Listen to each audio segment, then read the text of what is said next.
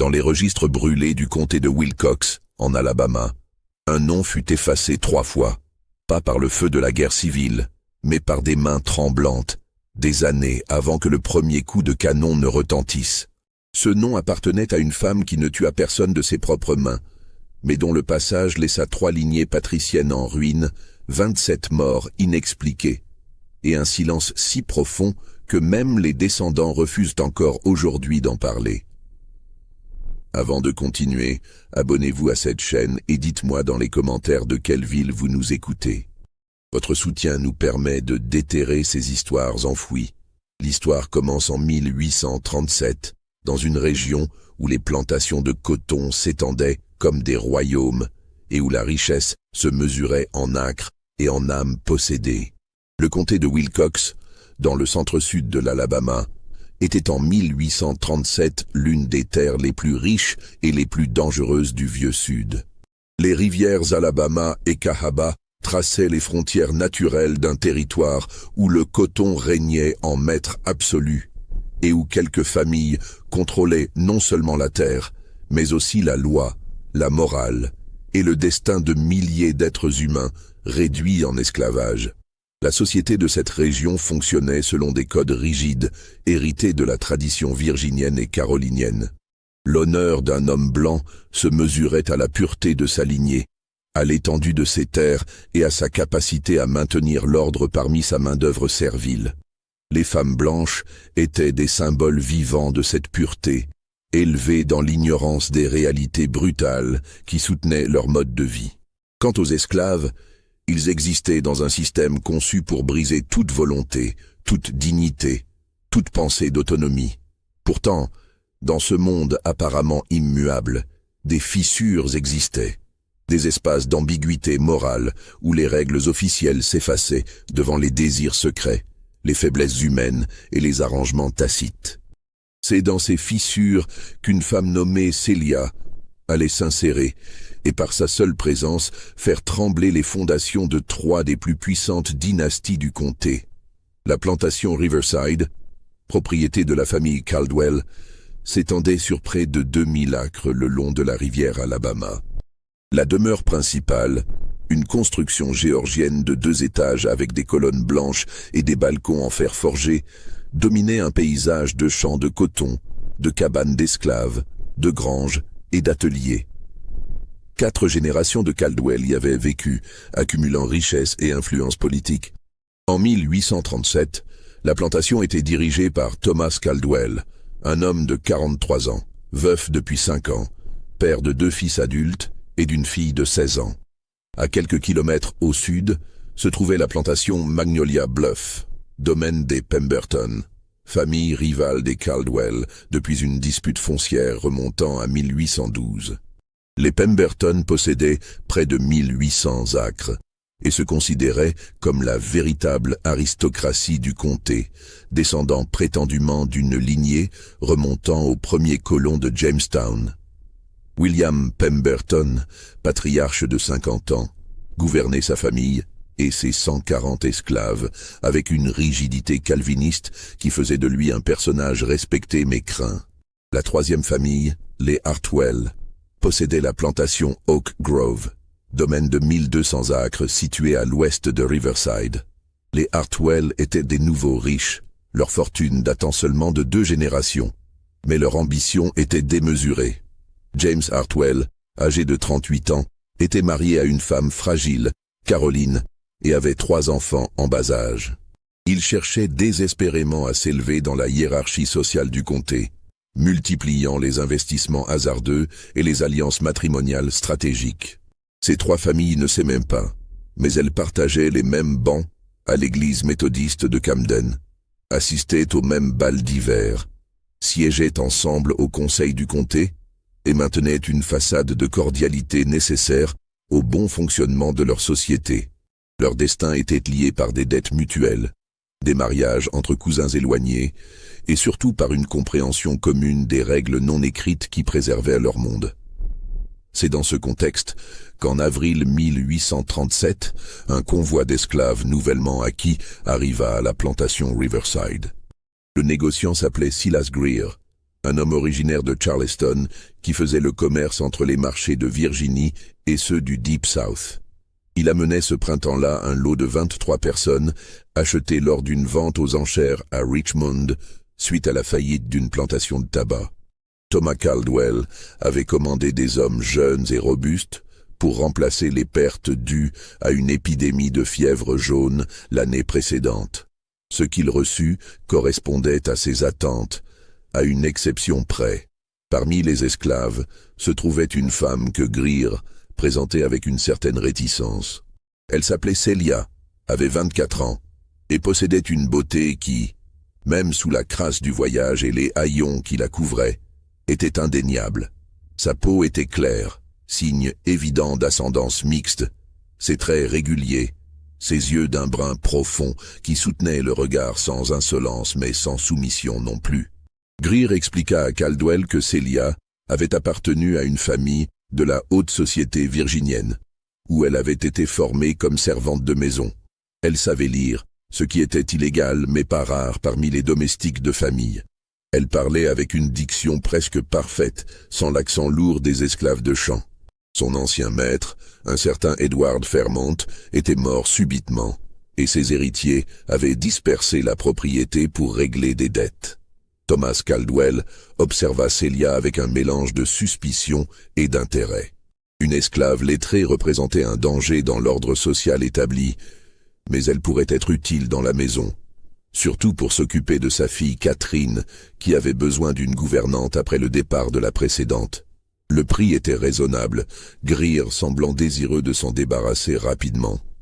Ce que le négociant ne dit pas, et ce que Caldwell ne demanda pas, c'est pourquoi une servante de maison formée, relativement jeune et présentable, se retrouvait dans un convoi d'esclaves de champ.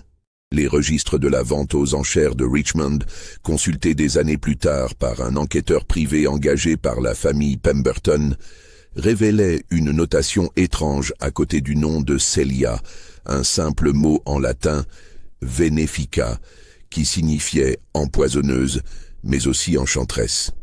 Le mot avait été barré, puis réécrit, puis barré à nouveau.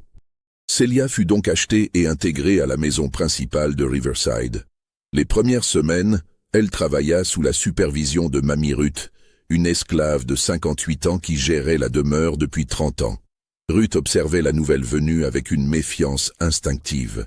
Elle remarqua immédiatement que Celia ne parlait jamais plus que nécessaire, qu'elle évitait les rassemblements d'esclaves le dimanche et qu'elle possédait une capacité déconcertante à anticiper les besoins des maîtres avant même qu'ils ne les expriment. Mais ce qui inquiétait vraiment Ruth, c'était la manière dont les hommes de la maison regardaient Celia.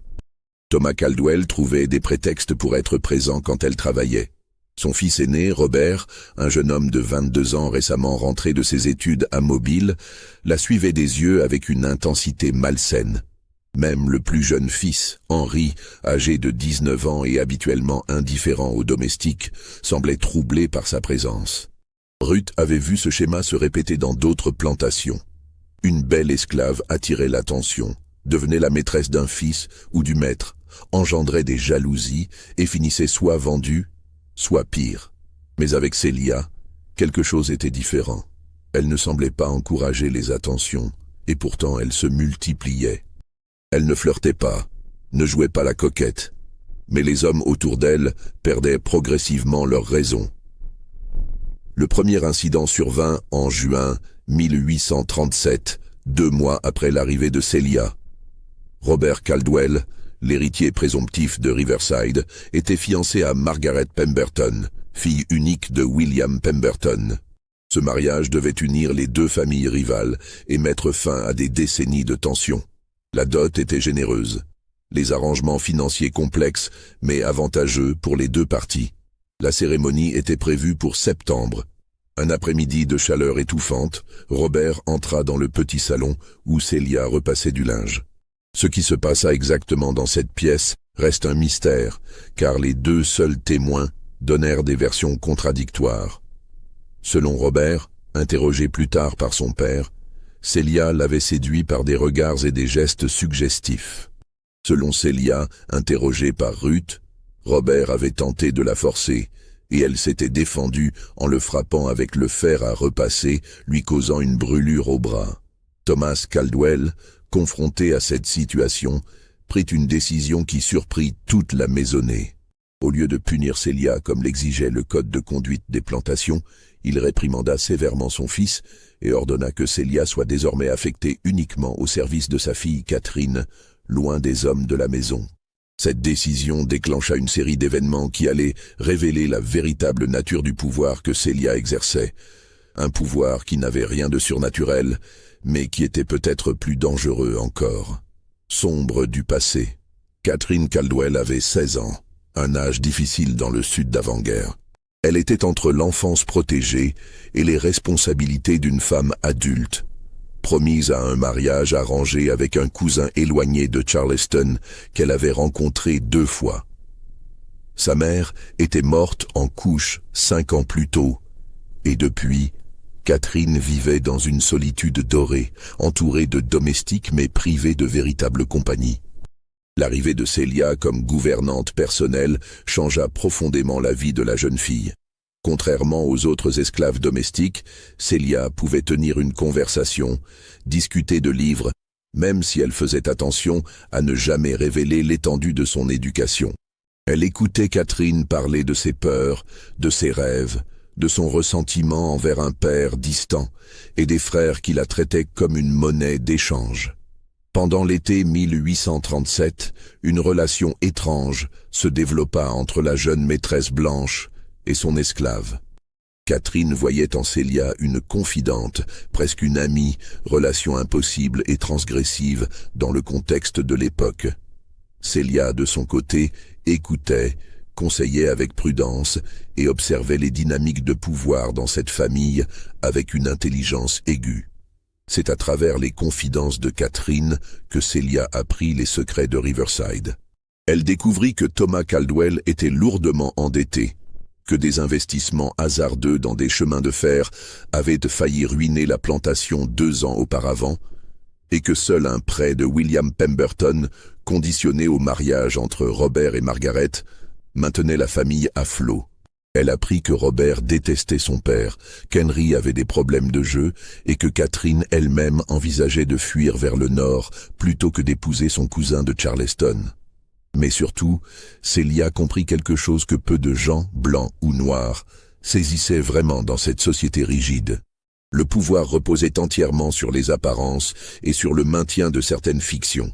La pureté des femmes blanches, l'honneur des hommes, la légitimité des lignées, tout cela n'était que construction fragile, maintenue par le silence et la violence. Et si quelqu'un découvrait comment faire vaciller ces fictions, tout l'édifice pouvait s'effondrer. En août 1837, un mois avant le mariage prévu, Robert Caldwell rompit ses fiançailles avec Margaret Pemberton. L'annonce tomba comme un coup de tonnerre sur le comté. William Pemberton, furieux et humilié, exigea des explications. Thomas Caldwell, désespéré, supplia son fils de reconsidérer. Mais Robert resta inflexible. Il déclara qu'il ne pouvait épouser une femme qu'il n'aimait pas, que son cœur appartenait à une autre. Les rumeurs commencèrent immédiatement. Qui était cette autre femme? Plusieurs noms circulèrent, des filles de planteurs voisins, même une veuve de Mobile. Mais la vérité, murmurée dans les cuisines et les cabanes d'esclaves, était bien plus scandaleuse. Robert Caldwell était obsédé par Celia. Il n'y avait aucune preuve de relation physique entre eux. Celia dormait dans la chambre de Catherine, jamais seule. Elle évitait Robert, ostensiblement. Mais cela n'importait pas. Robert la suivait comme une ombre, trouvait des prétextes pour lui parler, lui offrait des cadeaux qu'elle refusait poliment. Il écrivait des poèmes qu'il laissait dans les endroits où elle travaillait. Il avait perdu tout sens de la prudence et de la bienséance. Thomas Caldwell comprit qu'il devait agir. En septembre, il contacta James Hartwell, le propriétaire d'Oak Grove, et lui proposa un arrangement. Il vendrait Celia à Hartwell pour une somme dérisoire, à condition que la transaction reste confidentielle et que Celia soit immédiatement emmenée loin de Riverside, si possible dans une propriété rurale éloignée appartenant aux Hartwell dans le comté voisin. James Hartwell accepta. Il avait ses propres raisons. Sa femme Caroline était malade depuis la naissance de leur troisième enfant, et il cherchait une servante compétente pour s'occuper d'elle. De plus, acquérir un bien des Caldwell à bas prix lui semblait une opportunité. Le transfert fut effectué discrètement une nuit de septembre. Celia fut emmenée à Oak Grove sans avoir eu le temps de dire au revoir à Catherine. Robert Caldwell, en apprenant le départ de celle qu'il considérait comme son amour, entra dans une rage folle. Il accusa son père de l'avoir trahi, menaça de tout révéler, de ruiner la réputation de la famille. 3 jours plus tard, Robert Caldwell disparut. La disparition de Robert Caldwell fut officiellement attribuée à un accident. On prétendit qu'il était parti chasser et ne revint jamais.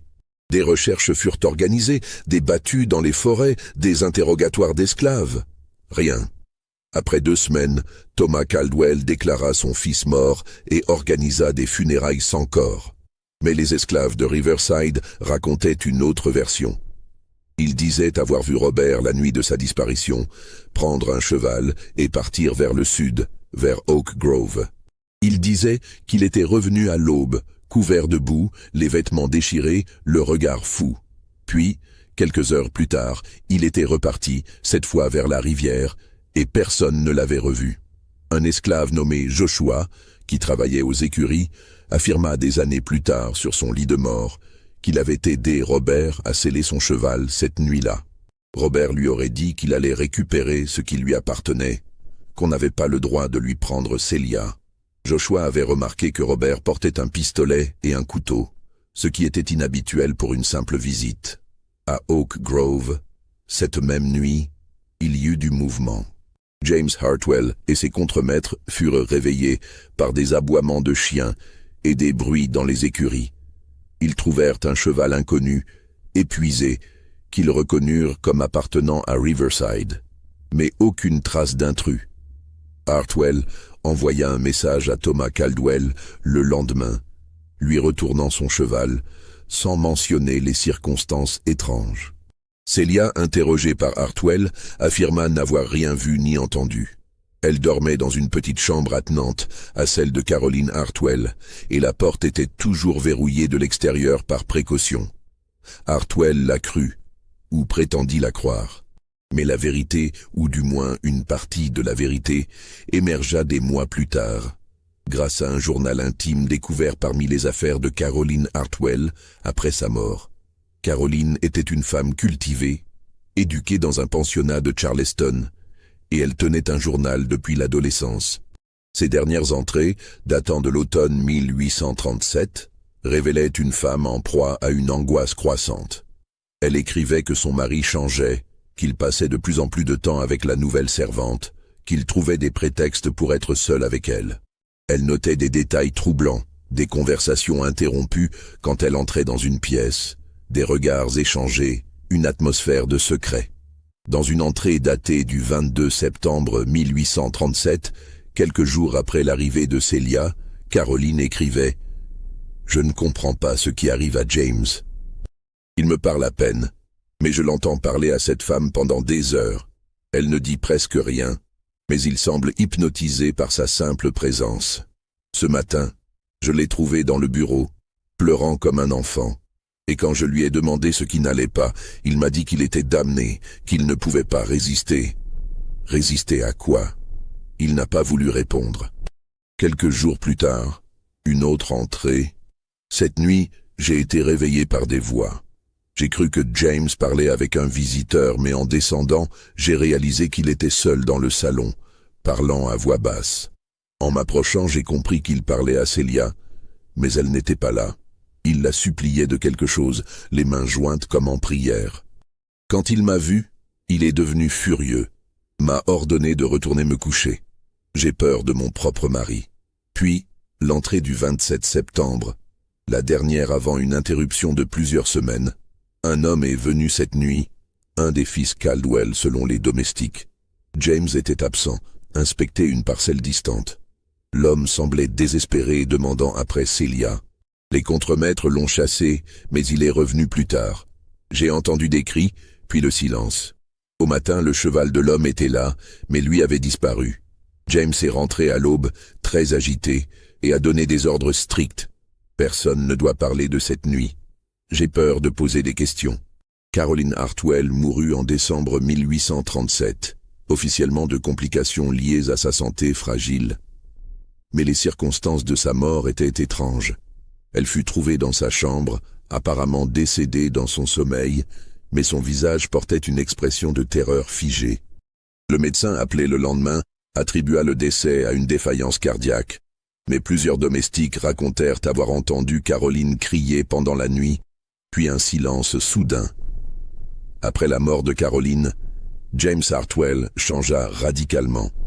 Lui qui était un homme ambitieux et sociable devint reclus, évitant les rassemblements sociaux, négligeant sa plantation.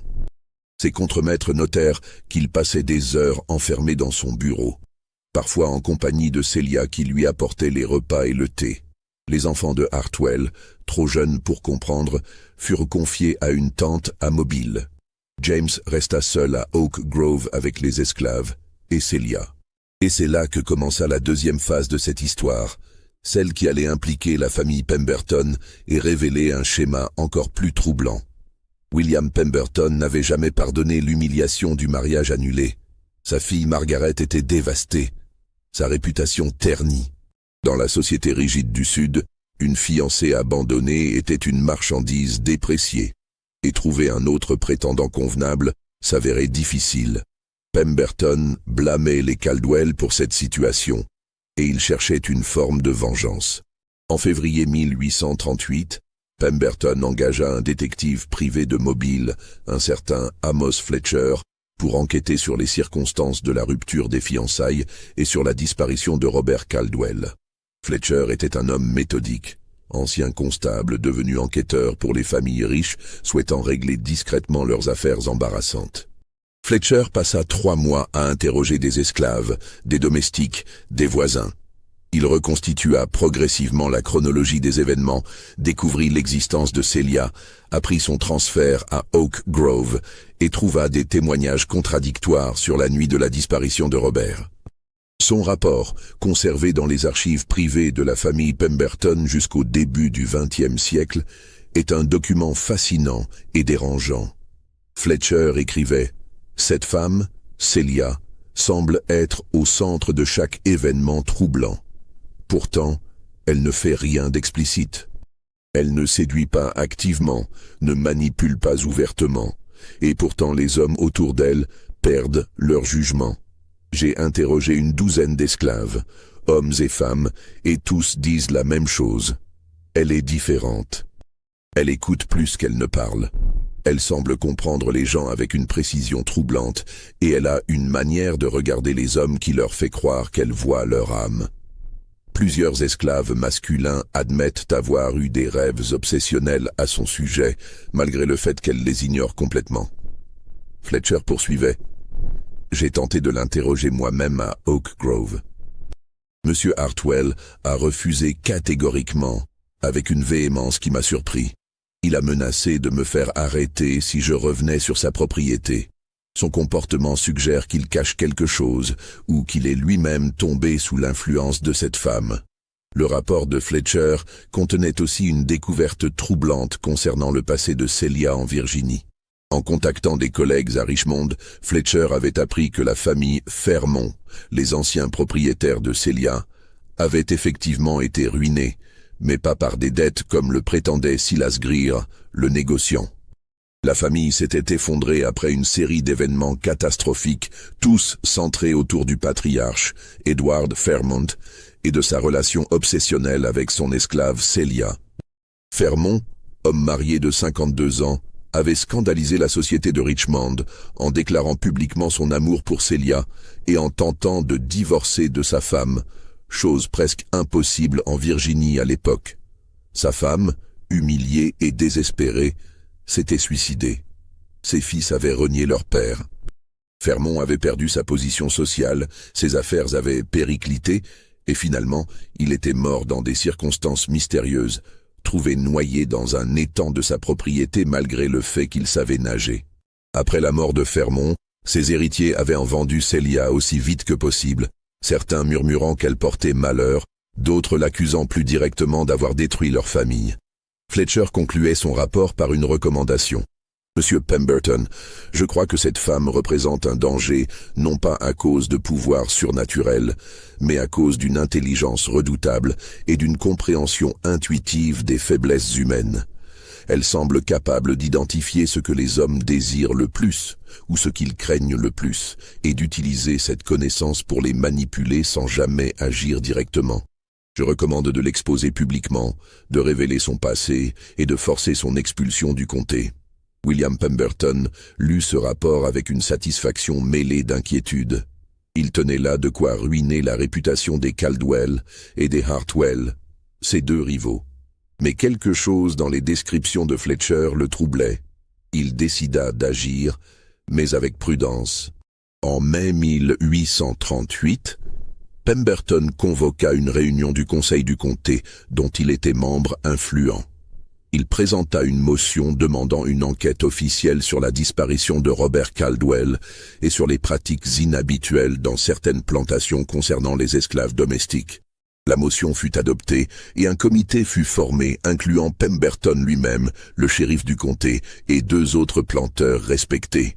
Thomas Caldwell et James Hartwell furent convoqués pour témoigner. Les tensions entre les trois familles atteignirent un point critique. Des rumeurs circulaient dans tout le comté, des versions de plus en plus extravagantes de l'histoire de Celia, certaines l'accusant de sorcellerie, d'autres de prostitution, d'autres encore de meurtre. C'est dans ce contexte explosif que se produisit l'événement qui allait sceller le destin de tous les protagonistes. En juin 1838, William Pemberton se rendit personnellement à la plantation Oak Grove, accompagné du shérif et de Fletcher, le détective. Ils avaient un mandat pour interroger tous les résidents, y compris Celia. James Hartwell tenta de s'opposer à leur entrée, mais le shérif menaça de l'arrêter pour obstruction. Ce qui se passa lors de cette visite reste partiellement documenté grâce aux témoignages collectés plus tard. Les trois hommes interrogèrent d'abord Hartwell dans son bureau. Selon Fletcher, Hartwell était dans un état pitoyable, amaigri, les yeux cernés, tremblant. Ses mains ne cessaient de s'agiter, cherchant quelque chose sur son bureau, réarrangeant des papiers qui n'avaient pas besoin d'être réarrangés. Quand Pemberton mentionna le nom de Celia, Hartwell eut une réaction violente, renversant son fauteuil en se levant brusquement. Il cria que personne n'avait le droit de lui parler, qu'elle était sous sa protection, qu'il ne comprenait rien à la situation. Le shérif dut le retenir physiquement, craignant qu'il ne devienne violent. Fletcher, observant la scène avec son regard d'enquêteur expérimenté, nota quelque chose d'étrange dans le comportement de Hartwell. Ce n'était pas simplement de la colère ou de la possessivité. C'était une terreur profonde, presque primitive, comme si l'interrogatoire de Celia allait déclencher quelque chose d'irréversible. Le shérif insista, menaçant Hartwell d'arrestation immédiate s'il continuait à obstruer la justice. Hartwell, défait, s'effondra dans son fauteuil et accepta finalement, mais demanda à être présent lors de l'interrogatoire. Ce qui fut accordé, contre l'avis de Fletcher qui aurait préféré isoler complètement les témoins. Celia fut amenée dans le salon par deux domestiques. Fletcher la décrivit dans ses notes comme calme, presque sereine, vêtue d'une robe simple de coton gris mais proprement repassée, ses cheveux tressés avec soin. Elle entra dans la pièce avec une posture droite, le regard direct mais pas insolent, les mains croisées devant elle. Ce qui frappa immédiatement Fletcher fut l'absence totale de peur dans ses yeux. Pemberton, assis derrière le grand bureau de Hartwell, commença l'interrogatoire. Sa voix était ferme au début, autoritaire, celle d'un homme habitué à être obéi. Il posa des questions sur son passé en Virginie, sur les circonstances de la mort d'Édouard de Fermont, sur sa relation avec la famille qu'il avait possédée. Celia répondit brièvement, avec une voix douce mais claire, utilisant un français impeccable qui dénotait une éducation inhabituelle pour une esclave. Elle confirma avoir appartenu à la famille Fermont, avoir servi dans leur maison pendant 8 ans, avoir été présente lors de la détérioration mentale de M. Fermont et de sa mort tragique. Mais elle nia toute responsabilité, affirmant qu'elle n'était qu'une servante et n'avait aucun pouvoir sur les décisions de son maître. Pemberton devint plus agressif, posant des questions sur Robert Caldwell. Comment avait-elle rencontré le jeune homme? Quelle était la nature de leur relation? Pourquoi avait-il rompu ses fiançailles avec Margaret? Où était-il allé la nuit de sa disparition? Celia répondit patiemment, expliquant qu'elle avait peu interagi avec Robert Caldwell, qu'elle servait principalement sa sœur Catherine, que les attentions du jeune homme étaient non sollicitées et la mettaient mal à l'aise. Quant à la nuit de sa disparition, elle affirma n'avoir rien vu, puisqu'elle dormait dans une chambre verrouillée de l'extérieur. C'est alors que Pemberton commit une erreur. Frustré par ses réponses mesurées, il se leva brusquement et contourna le bureau pour se placer directement devant elle, la dominant de toute sa hauteur. Il éleva la voix, l'accusant directement d'avoir séduit Robert, d'avoir poussé Edward Fairmont au suicide, de manipuler James Hartwell, de détruire systématiquement les familles qui l'accueillaient. Il dit avec une violence contenue dans la voix, « Vous êtes un poison. Où que vous alliez, les hommes perdent la raison, les familles se déchirent, les morts s'accumulent. Vous prétendez être innocente, mais 3 familles sont en ruine à cause de vous. » Le silence qui suivit fut lourd. Hartwell, assis dans un coin de la pièce, émit un gémissement étranglé. Le shérif sembla mal à l'aise, conscient que l'interrogatoire dérapait vers quelque chose de plus personnel. Fletcher observait Celia intensément, attendant sa réaction. Ce qui se passa ensuite, tous les témoins présents le confirmèrent dans leurs témoignages ultérieurs, bien que chacun l'interprétât différemment. Celia leva lentement les yeux vers Pemberton. Son expression n'était ni arrogante ni soumise. C'était quelque chose d'autre, quelque chose que Fletcher décrivit plus tard comme une compassion terrible, un regard qui semblait voir à travers les apparences jusqu'à l'essence même de la personne. Elle parla, et sa voix, bien que toujours douce, portait une autorité qui n'avait rien à voir avec le statut social. « Monsieur Pemberton, vous m'accusez de séduire les hommes, mais je n'ai jamais touché aucun d'eux de mon propre gré. Vous dites que je les pousse à la folie, mais je ne fais que les écouter quand ils viennent me parler, ce qu'ils font sans que je les y invite. Ils viennent à moi avec leurs secrets, leurs peurs, leurs désirs honteux qu'ils ne peuvent confesser à personne d'autre. Ils croient que parce que je suis une esclave, je ne compte pas, que leurs paroles n'ont pas de conséquences.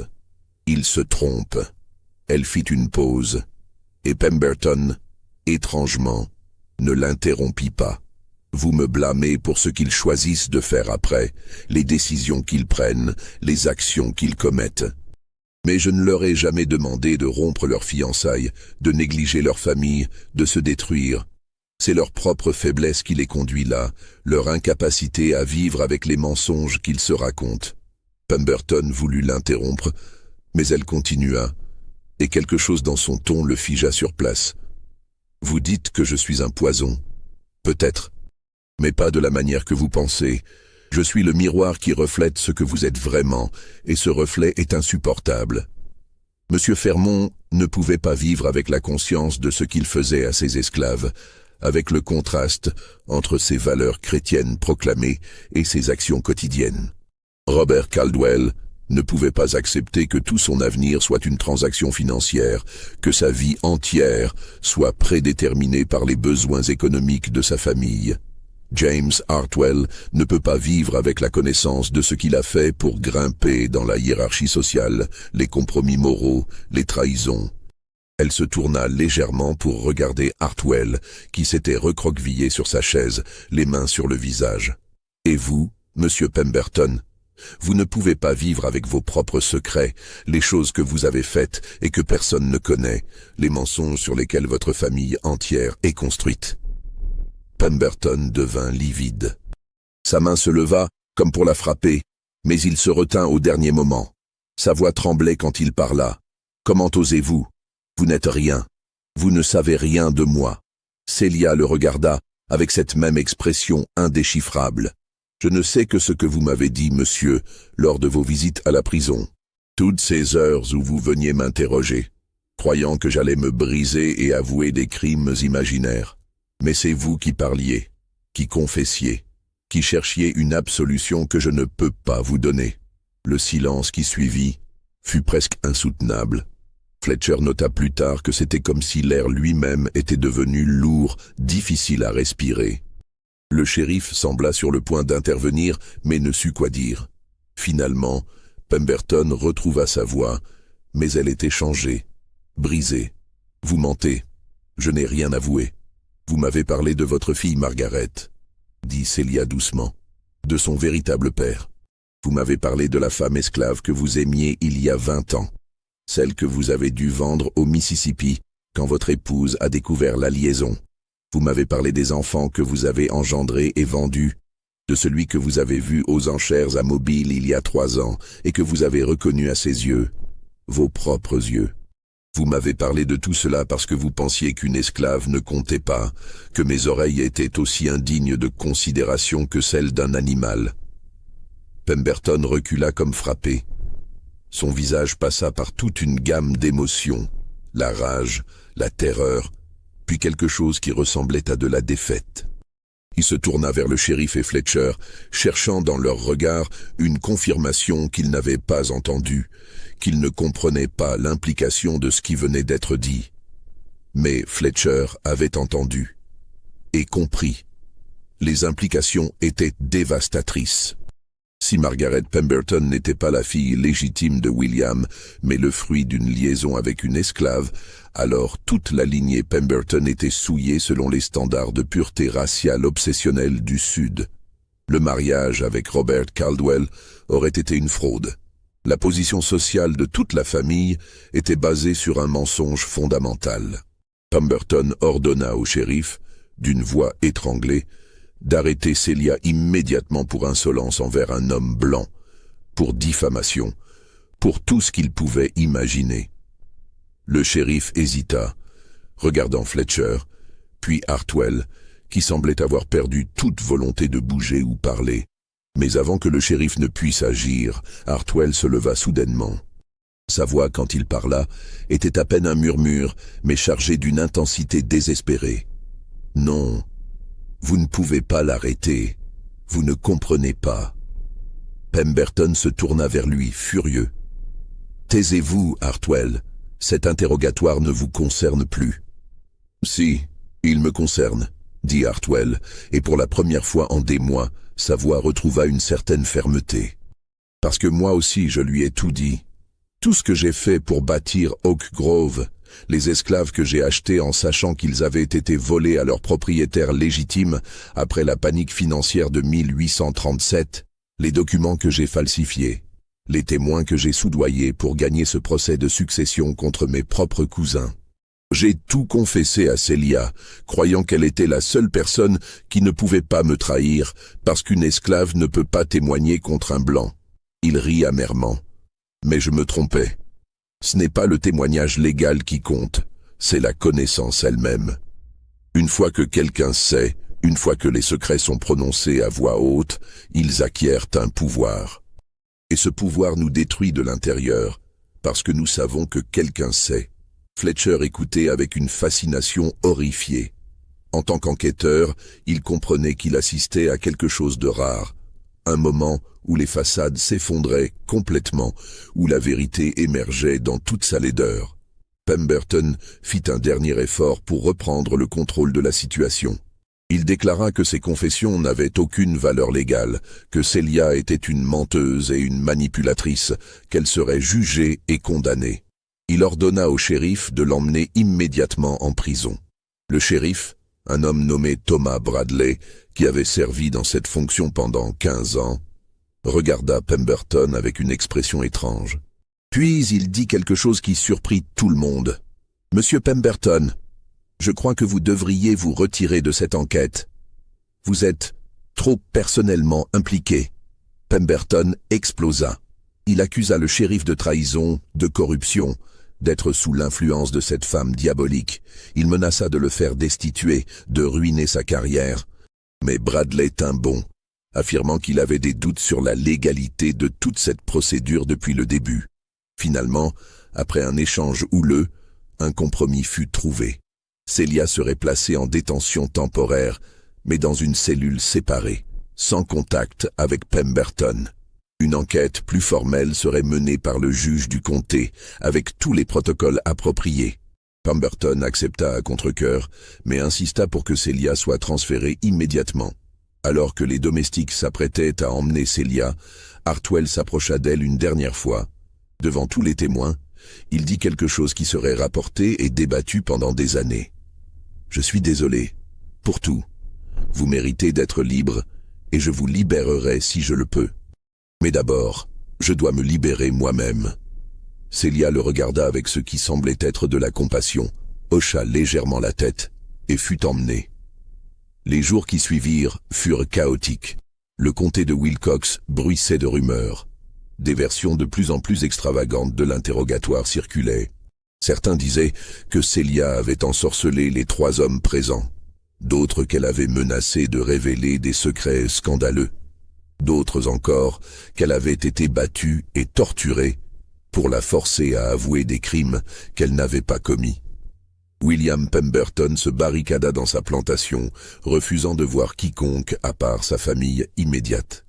Sa femme Eleanor nota dans une lettre à sa sœur que William était transformé, qu'il ne dormait plus, qu'il était obsédé par cette affaire à un point maladif. Il passait ses nuits à écrire dans son journal secret, des pages et des pages qu'il cachait ensuite dans son bureau. Margaret Pemberton, sa fille, tenta plusieurs fois de parler avec son père, cherchant à comprendre ce qui le tourmentait. Lors d'une de ces tentatives, elle entra dans son bureau sans frapper et le trouva en larmes, tenant un daguerréotype jauni d'une femme noire qu'elle ne reconnut pas. Quand elle demanda qui était cette femme, Pemberton cacha rapidement le portrait et refusa de répondre. Mais cette nuit-là, incapable de supporter plus longtemps l'incertitude, Margaret fouilla le bureau de son père pendant qu'il dormait. Elle trouva le journal secret, et ce qu'elle y lut changea sa compréhension de toute sa vie. Son père écrivait sur une esclave nommée Delilah, qu'il avait aimée passionnément dans sa jeunesse, avant son mariage. Il écrivait sur un enfant né de cette union, une fille qu'il avait fait passer pour sa fille légitime avec Eleanor, grâce à un arrangement avec une sage-femme corrompue et une falsification de date. Il écrivait sur la douleur de vendre Delilah au Mississippi pour maintenir les apparences, sur les années de culpabilité et de honte. Et il écrivait sur sa terreur que la vérité soit révélée, que Margaret apprenne qu'elle avait du sang africain, que toute la structure sociale qu'il avait construite s'effondre. Les dernières entrées étaient de plus en plus incohérentes. Obsédée par Celia, Pemberton écrivait qu'elle savait qu'elle l'avait forcée à avouer lors de leur conversation à la prison, qu'elle avait un pouvoir étrange de faire sortir la vérité des gens. Il écrivait qu'il ne pouvait plus vivre avec cette connaissance partagée, que chaque fois qu'il la voyait, même en pensée, il sentait les murs de son mensonge se fissurer. Dans une des dernières entrées, particulièrement troublante, il écrivait « Je comprends maintenant pourquoi les hommes autour d'elle deviennent fous. Ce n'est pas de la séduction ou de la sorcellerie, c'est quelque chose de bien pire. Elle nous force à nous voir tels que nous sommes réellement, sans les mensonges confortables, sans les justifications, sans les façades. Fermon l'a vu, cette vérité insupportable sur lui-même, et il s'est noyé pour y échapper. Robert l'a vu et a disparu, préférant peut-être la mort à la vie qu'on lui imposait. Hartwell la voit maintenant, et se détruit lentement. Et moi, je la vois aussi. Je vois le monstre que je suis, l'hypocrite, le père qui a vendu l'amour de sa vie et ment à sa propre fille chaque jour. Je ne peux plus vivre avec cette clarté. La dernière entrée, datée du 4 juin 1838, était brève. Que Dieu pardonne à ceux qui ne peuvent se pardonner eux-mêmes. Le lendemain matin, William Pemberton ne se présenta pas au petit déjeuner. Eleanor envoya une domestique le chercher. La femme revint en hurlant. Pemberton était dans son bureau. Effondré sur son bureau, une bouteille de laudanum vide à côté de lui, le visage figé dans une expression de terreur et de résignation. Il était mort. Le suicide de William Pemberton provoqua un scandale majeur. Dans la société du Sud, le suicide était considéré comme un péché mortel et une honte profonde pour la famille. La famille Pemberton tenta désespérément de présenter la mort comme un accident, une overdose médicamenteuse prise pour soulager des douleurs, mais personne ne fut dupe. Margaret, après avoir lu le journal de son père, fut confrontée à un choix impossible. Révéler la vérité sur sa propre naissance détruirait sa vie et celle de sa mère, mais garder le secret signifiait vivre dans un mensonge perpétuel. Elle décida finalement de brûler le journal, effaçant les preuves écrites des confessions de son père. Mais elle ne put effacer sa propre connaissance. Cette révélation changea profondément sa compréhension d'elle-même et de la société dans laquelle elle vivait. Des années plus tard, devenue une vieille femme vivant dans l'anonymat dans une petite ville de Géorgie, elle écrivit des mémoires qu'elle ne publia jamais, détruisant le manuscrit peu avant sa mort. Seules quelques pages survécurent, découvertes par hasard, dans les affaires d'une cousine éloignée. Dans ces fragments, Margaret écrivait « J'ai appris que j'étais ce que la société appellerait une mulâtresse, bien que ma peau soit aussi blanche que celle de n'importe quelle dame du Sud. Cette connaissance aurait dû me détruire selon les règles de mon monde, mais au contraire, elle m'a libéré. J'ai compris que toutes ces règles sur la pureté du sang, sur la supériorité raciale, n'étaient que des fictions cruelles, inventées pour maintenir un système injuste. La femme qu'on appelait l'esclave dangereuse n'a jamais cherché à me détruire. Elle m'a libéré en me montrant la vérité. Après la mort de Pemberton, les fils de William prirent rapidement le contrôle de la situation. Ils découvrirent le journal avant Margaret et, après l'avoir lu avec horreur, prirent une décision pragmatique. Ils brûlèrent le document original, ignorant que Margaret en avait déjà fait de même avec une copie qu'elle avait faite, et annoncèrent publiquement qu'ils abandonnaient toute poursuite contre Celia. Sans plaignant et sans preuve solide de crime, le shérif Bradley n'avait d'autre choix que de la libérer. Mais le problème de son statut juridique demeurait. Techniquement, Celia appartenait toujours à James Hartwell, mais celui-ci était dans un état mental et financier précaire. Oak Grove était au bord de la faillite. Les créanciers commençaient à réclamer leur dû. Personne dans le comté ne voulait acheter Celia, sa réputation de porte-malheur étant désormais fermement établie.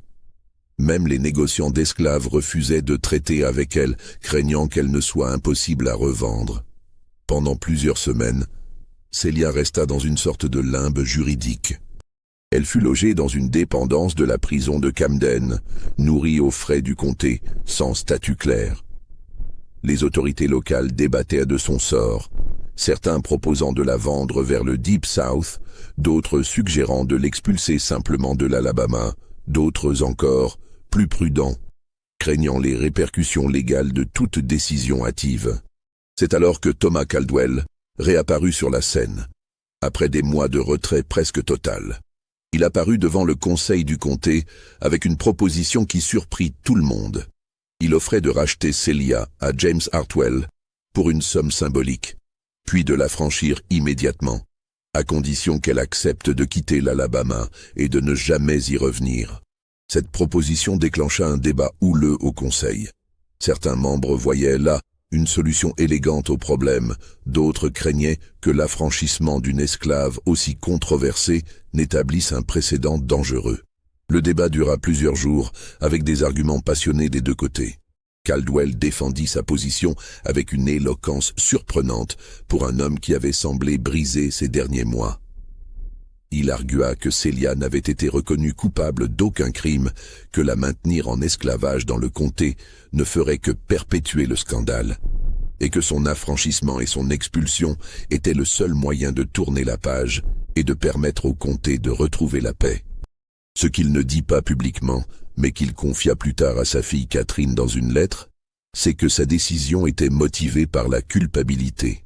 Il s'était rendu compte que l'achat initial de Celia avait déclenché une chaîne d'événements catastrophiques, que son propre désir d'acquérir une servante éduquée pour sa fille avait finalement coûté la vie à son fils aîné, détruit 2 autres familles et révélé des vérités que tout le monde aurait préféré garder cachées. Il écrivit à Catherine « Je ne peux pas prétendre que cette femme est innocente de toute manipulation, Mais je ne peux pas non plus ignorer le fait que nous, les hommes blancs de ce comté, avons créé le système qui l'a mise dans cette position. Nous avons bâti une société où les êtres humains sont des marchandises, où les femmes sont des propriétés et où la vérité doit être constamment supprimée pour maintenir l'ordre. Celia n'a fait qu'exister dans ce système, et sa simple existence a révélé ses failles fondamentales. La libérer est la seule action juste que je puisse prendre. James Hartwell, consulté sur la proposition de vente, accepta immédiatement. Selon les témoins présents lors de la signature des papiers, il pleura en apposant sa signature, répétant qu'il ne voulait pas qu'elle parte, mais qu'il savait qu'elle devait partir, que c'était la seule façon pour tous de trouver la paix. Lors d'une brève conversation privée avec Celia avant son départ, conversation rapportée par un clerc qui se tenait près de la porte, Hartwell lui demanda de lui pardonner. Celia répondit doucement. « Il n'y a rien à pardonner, monsieur. Vous avez fait ce que vous pensiez devoir faire dans les limites de votre monde. Mais peut-être qu'un jour, vous et d'autres comme vous comprendrez que ce monde doit changer. » En septembre 1838, exactement 1 an et 5 mois après son arrivée à Riverside, Celia quitta le comté de Wilcox. Elle était désormais une femme libre, avec $150 donnés par Thomas Caldwell, une lettre d'affranchissement dûment certifiée et des vêtements décents. Elle fut escortée jusqu'à la frontière du Tennessee par un marshal fédéral qui avait pour instruction de s'assurer qu'elle quittait bien l'Alabama. Le marshal, un homme nommé John Patterson, tint un journal de ses voyages officiels. Dans son entrée concernant l'escorte de Celia, il nota « et accompagnait une affranchie nommée Celia jusqu'à la frontière. » Femme remarquablement composée et intelligente. Durant le voyage, elle m'a posé des questions sur les États libres du Nord, sur les communautés d'affranchis, sur les possibilités d'éducation et de travail. J'ai répondu du mieux que j'ai pu. À la frontière, elle m'a remercié poliment et a continué seule vers le nord. Je me suis demandé quel avait été son véritable rôle dans les scandales du comté de Wilcox, mais en sa présence, j'ai trouvé difficile de croire qu'elle était la manipulatrice démoniaque que certains décrivaient. Elle semblait plutôt être une femme intelligente qui avait survécu dans des circonstances impossibles en utilisant les seules armes dont elle disposait, son esprit et sa compréhension de la nature humaine. Les 3 familles impliquées dans cette histoire ne se remirent jamais des événements de 1837 et 38. Les Caldwell s'effondrèrent les premiers. Thomas Caldwell vécut encore 3 ans après le départ de Celia, mais en homme brisé. Il ne participait plus aux affaires du comté, délaissait la gestion de Riverside et passait ses journées à boire seul dans son bureau. Ses créanciers, voyant la plantation péricliter, commencèrent à exiger le remboursement des dettes accumulées. Son fils Henry, le cadet qui avait survécu au drame, tenta désespérément de sauver la plantation familiale. Mais il découvrit que les dettes étaient bien plus importantes qu'il ne le pensait. Les investissements hasardeux de son père dans les chemins de fer et les spéculations foncières avaient creusé un trou financier insurmontable. En 1841, après des années de lutte, Riverside fut saisie par les créanciers et vendue aux enchères. La demeure elle-même fut achetée par un spéculateur de Mobile qui la revendit par parties. Henry Caldwell tenta de se refaire une vie en Louisiane, mais sans succès. Il mourut en 1852, endetté et alcoolique dans une pension misérable de la Nouvelle-Orléans. Il ne laissa aucun héritier, et le nom des Caldwell disparut pratiquement de l'histoire de l'Alabama. Catherine Caldwell, la fille pour qui Celia avait été achetée initialement, refusa le mariage arrangé avec son cousin de Charleston et quitta l'Alabama pour vivre avec une tante en Géorgie. Elle ne se maria jamais, ce qui était inhabituel et suspect dans la société de l'époque, mais elle vécut une vie relativement stable comme institutrice pour filles de planteurs. Elle maintint jusqu'à sa mort en 1868 un silence presque total sur les événements de son adolescence. Mais dans les quelques lettres qu'elle laissa, découvertes par un historien local dans les années 1920, elle mentionna Celia à plusieurs reprises, toujours avec respect et une certaine nostalgie. Dans une lettre à une amie d'enfance, elle écrivit Tu me demandes si je regrette les choix que j'ai faits, de rester célibataire, de vivre modestement alors que j'aurais pu être une dame de la haute société de Charleston. Je ne regrette rien. J'ai connu une femme qui m'a appris que la liberté n'est pas seulement une question de statut légal, mais de la capacité à voir la vérité et à la supporter. Cette leçon valait plus que tous les mariages avantageux du monde. Thomas Caldwell mourut en 1841, officiellement d'une maladie du foie liée à l'alcoolisme. Avant de mourir, il convoqua un prêtre catholique, ce qui était inhabituel car la famille était méthodiste.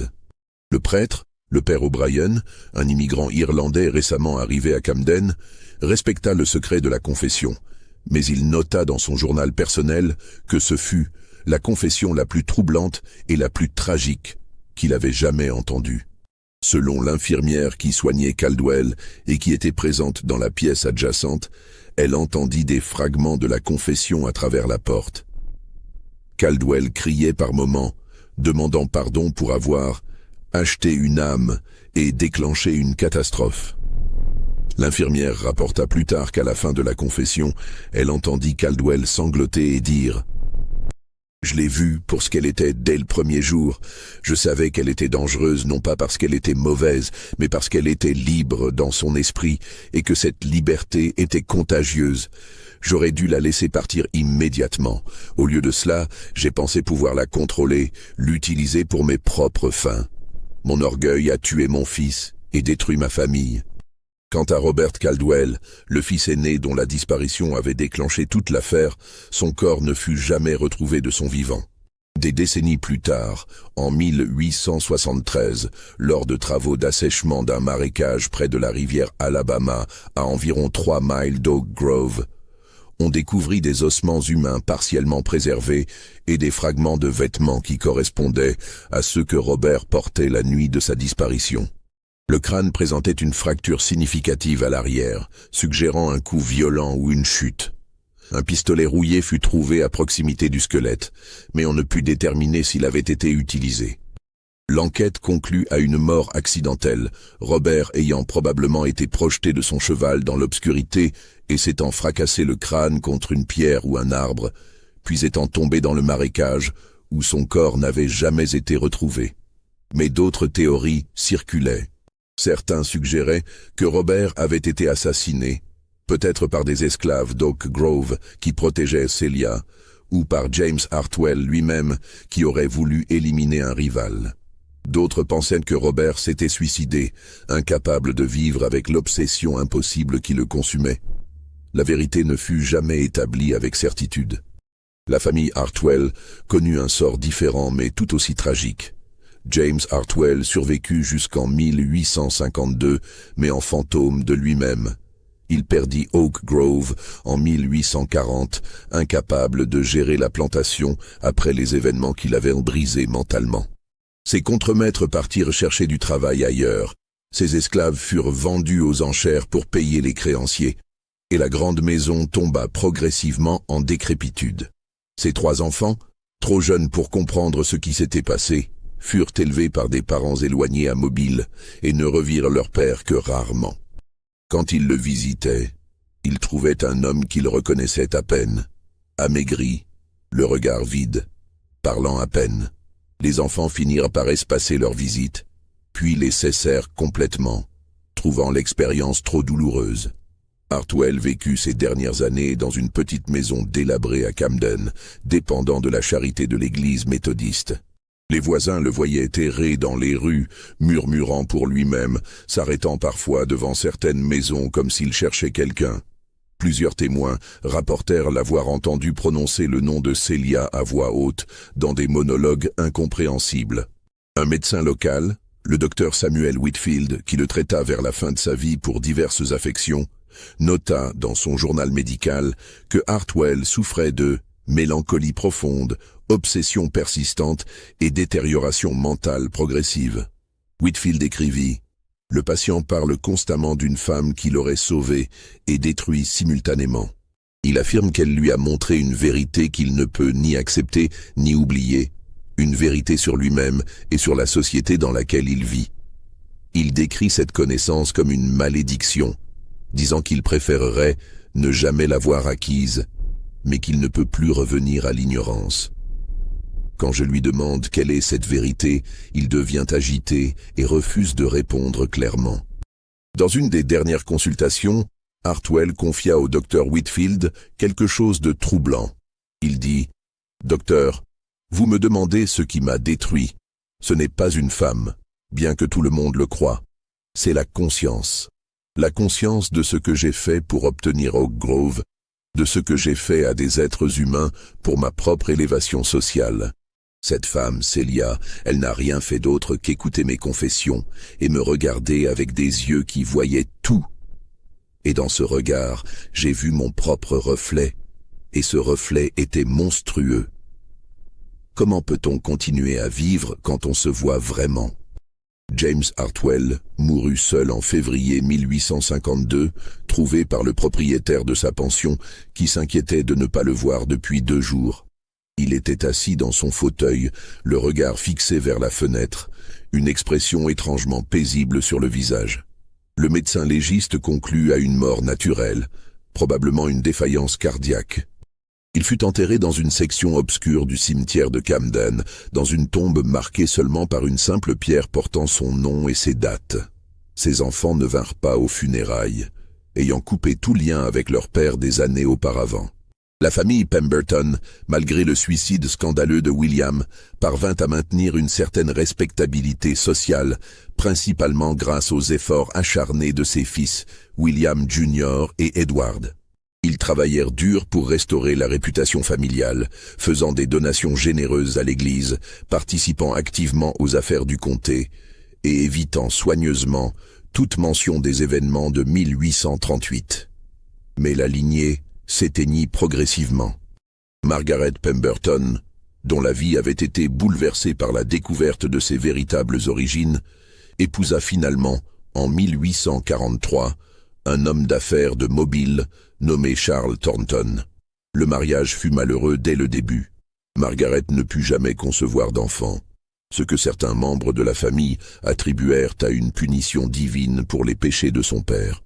Elle vécut dans une semi-réclusion, refusant de participer à la vie sociale de Mobile, et passa ses dernières années à écrire des mémoires qu'elle détruisit presque entièrement avant sa mort en 1866. Les fils de William Pemberton eurent des carrières médiocres, aucun n'atteignant la position sociale et politique de leur père. William Jr. devint avocat à Montgomery, mais sa pratique resta modeste.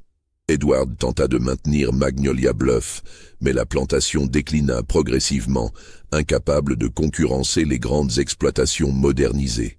En 1873, un incendie d'origine inconnue détruisit la demeure principale de Magnolia Bluff. Edward n'avait pas les moyens de la reconstruire et la propriété fut vendue par parcelle. Le dernier descendant direct de William Pemberton, un petit-fils nommé Charles Pemberton, mourut en 1889 à l'âge de 36 ans, sans héritier. Avec lui s'éteignit la lignée masculine des Pemberton, une des familles les plus puissantes du comté de Wilcox au début du siècle. Mais l'histoire de Celia ne se termina pas avec la disparition des 3 familles. Elle laissa une empreinte durable sur le comté de Wilcox, une légende qui circula pendant des générations, se transformant et s'amplifiant avec le temps. Parmi les esclaves et les affranchis, Celia devint une figure quasi mythique. Les histoires à son sujet se transmettaient oralement, embellies et modifiées à chaque génération. On racontait qu'elle avait brisé les chaînes non par la violence mais par la vérité, qu'elle avait forcé les maîtres blancs à se confronter à leurs propres contradictions et que cette confrontation les avait détruits de l'intérieur. Certains la considéraient comme une héroïne, une femme qui avait utilisé son intelligence pour survivre et finalement obtenir sa liberté dans un système conçu pour la briser. D'autres la voyaient avec une crainte mêlée de respect, comme quelqu'un qui possédait un pouvoir dangereux, celui de voir à travers les mensonges et les façades que les gens construisaient autour d'eux-mêmes. Un ancien esclave de Riverside, nommé Joshua Freeman, interviewé en 1906 dans le cadre d'un projet de collecte d'histoires orales sur l'esclavage mené par des universitaires du Nord, se souvenait de Celia. Il avait été un jeune garçon de 12 ans quand elle était arrivée à Riverside. Il dit « Celia était différente des autres esclaves domestiques. Elle ne parlait pas beaucoup, mais quand elle le faisait, c'était comme si elle voyait à travers vous, jusqu'à votre âme.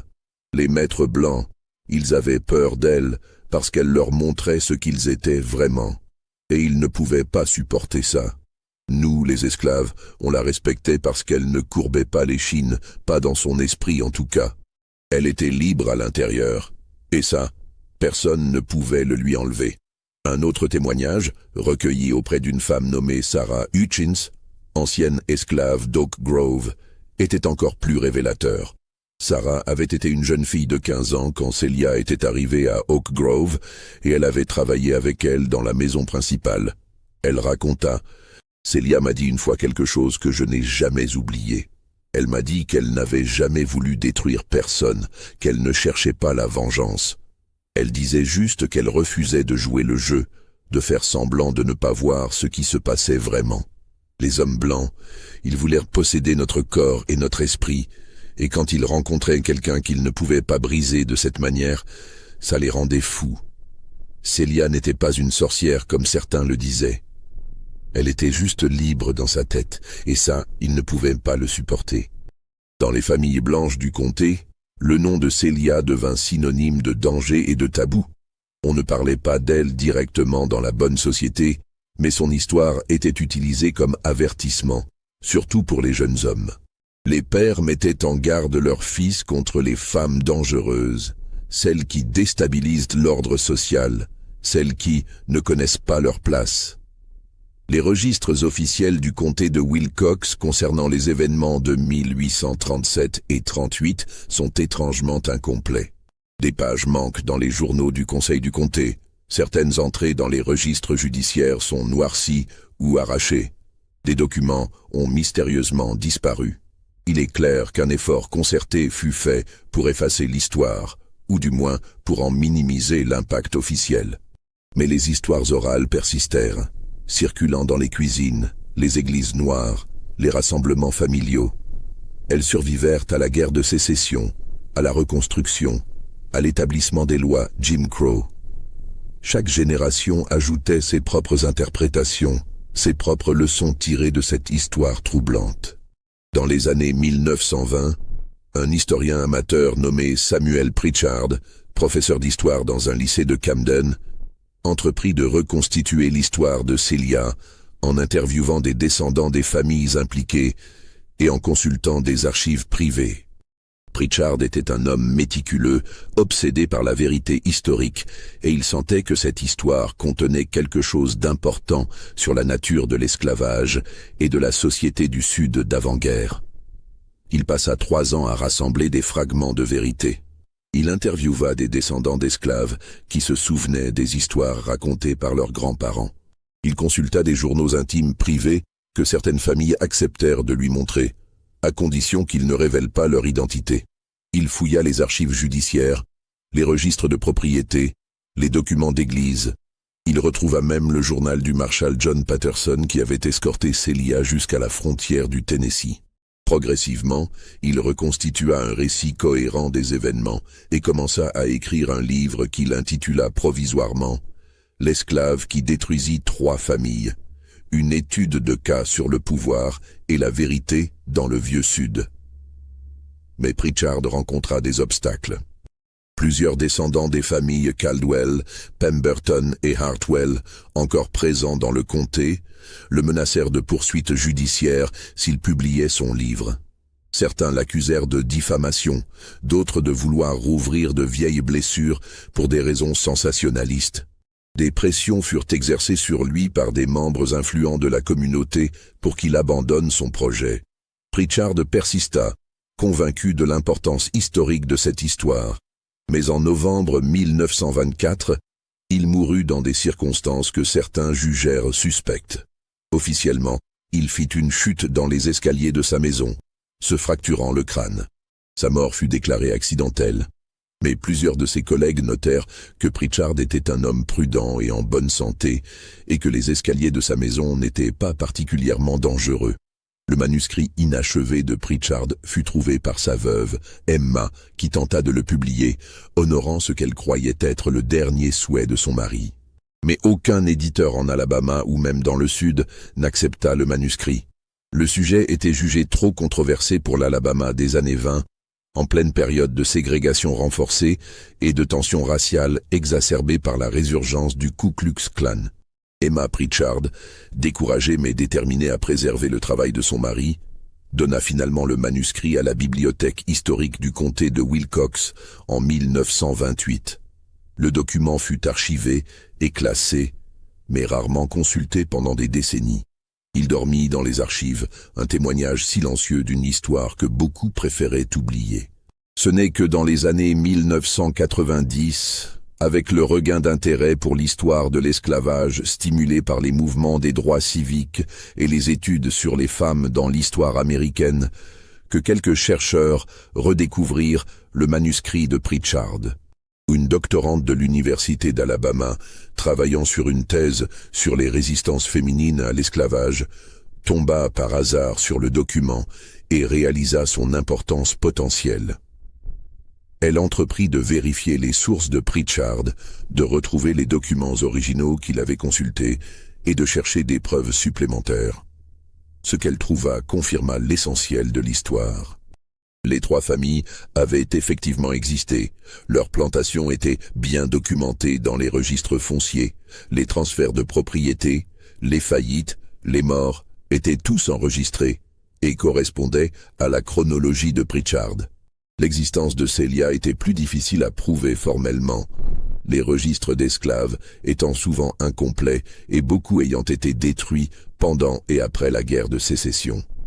Mais des références indirectes dans des lettres privées, des journaux intimes et des documents judiciaires suggéraient fortement qu'une femme esclave correspondant à sa description avait bien existé et avait été au centre d'événements troublants dans le comté de Wilcox entre 1837 et 38. La chercheuse tenta de publier ses découvertes, mais rencontra à nouveau des résistances. Certains descendants des familles impliquées, bien que plusieurs générations éloignées des événements, s'opposèrent à la publication, invoquant la protection de la vie privée et la dignité des morts. Le débat sur la publication devint lui-même un sujet controversé dans les cercles académiques, soulevant des questions sur l'éthique de la recherche historique et sur le droit de révéler des secrets familiaux enterrés depuis longtemps. Aujourd'hui, les plantations Riverside, Magnolia Bluff et Oak Grove n'existent plus en tant que telles. Riverside fut démoli dans les années 1910, le terrain divisé et vendu à différents propriétaires. Magnolia Bluff brûla en 1873 et seuls quelques piliers de pierre marquent encore l'emplacement où se dressait autrefois la grande demeure. Oak Grove fut abandonné après la guerre de sécession et tomba progressivement en ruine, la nature reprenant ses droits sur les bâtiments délabrés jusqu'à ce que tout disparaisse complètement dans les années 1930. Le comté de Wilcox est aujourd'hui l'un des plus pauvres de l'Alabama, sa population ayant considérablement diminué depuis l'époque du coton roi. Les champs qui produisaient autrefois des fortunes sont maintenant en friches ou reconvertis en plantations de pins pour l'industrie du bois. Les descendants des trois familles sont dispersés à travers le pays, beaucoup ignorant probablement l'histoire troublante de leurs ancêtres ou préférant l'oublier. Quant à Celia, si elle survécut jusqu'à la guerre de sécession et l'abolition de l'esclavage, elle aurait vécu pour voir le système qui l'avait opprimée s'effondrer dans le sang et le feu. Elle aurait vu ses prédictions se réaliser, l'édifice construit sur le mensonge et la violence s'écrouler sous le poids de ses propres contradictions. Des recherches dans les registres des États libres du Nord ont révélé plusieurs femmes noires, nommées Celia, vivant à Cincinnati, Détroit et d'autres villes dans les années 1840 et 50. Une en particulier, Celia Jackson, institutrice pour enfants noirs libres à Détroit, mentionnée dans un registre d'église en 1842, correspond à l'âge et à la description générale de la Celia du comté de Wilcox. Mais l'identification formelle reste impossible, les documents étant trop fragmentaires. Si cette Celia Jackson était bien la même personne, elle vécut une vie longue et productive. Les registres de l'Église indiquent qu'elle enseigna pendant plus de 20 ans, forma des centaines d'enfants et fut respectée dans la communauté affranchie de Détroit. Elle mourut en 1868, à l'âge de 55 ans, et fut enterrée dans le cimetière de l'église baptiste de Mount Zion, sous une simple pierre tombale portant son nom et l'inscription « Enseignante et femme libre ». Mais cela reste spéculatif, peut-être mourut-elle bien avant, anonyme et oubliée, comme tant d'autres victimes de l'esclavage. Ou peut-être vécut-elle sous un autre nom, dans un autre endroit, emportant ses secrets avec elle dans la tombe. Ce qui est certain, c'est que son histoire, fragmentaire et controversée, survit. Elle survit dans les archives poussiéreuses, dans les histoires orales transmises de génération en génération, dans les questions troublantes qu'elle soulève sur la nature du pouvoir, de la vérité et de la résistance. Son histoire survit comme un témoignage de la complexité de l'expérience humaine sous l'esclavage, de la manière dont, même dans les circonstances les plus oppressives, l'esprit humain peut trouver des moyens de contester, de résister, de révéler les vérités que les puissants veulent désespérément cacher. Elle survit aussi comme un avertissement inquiétant. Un avertissement sur les dangers de construire une société sur des mensonges fondamentaux, sur l'oppression systématique, sur la déshumanisation d'autres êtres humains au nom du profit et du statut social. Parce que tôt ou tard, inévitablement, la vérité émerge.